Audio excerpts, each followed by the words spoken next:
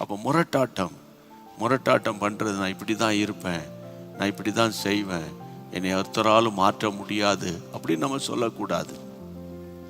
அறியாமையின் காலங்களை ஆண்டவர் காணாதவர் போல இருந்தார்.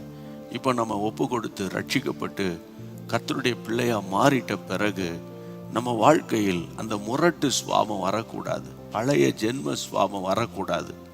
யாவரோடு அன்பாயிருங்கள், யாவரோடு சமாதானமாக இருங்கள் என்று பைபிள் சொல்லுது. சமாதானம் பண்ணுகிறவன் பாக்கியவான்கள் என்று அவர்கள் தேவனை தரிசிப்பார்கள் என்று பைபிளில் படிக்கிறோம். அப்போ இந்த நாட்களில் வீடுகளுக்குள்ள, குடும்பங்களுக்குள்ள, கணவன் மனைவிக்குள்ள, பிள்ளைகள் பெற்றோருக்குள்ள, திருச்சபைக்குள்ள இன்றைக்கி நம்ம முரட்டாட்டம் இருக்கக்கூடாது. நிறைய சபைகளில் ஒரே எலெக்ஷனும் போலீஸாரும் சண்டையும் வாக்குவாதமும் முரட்டாட்டமான ஒரு காரியங்கள் நடக்குது.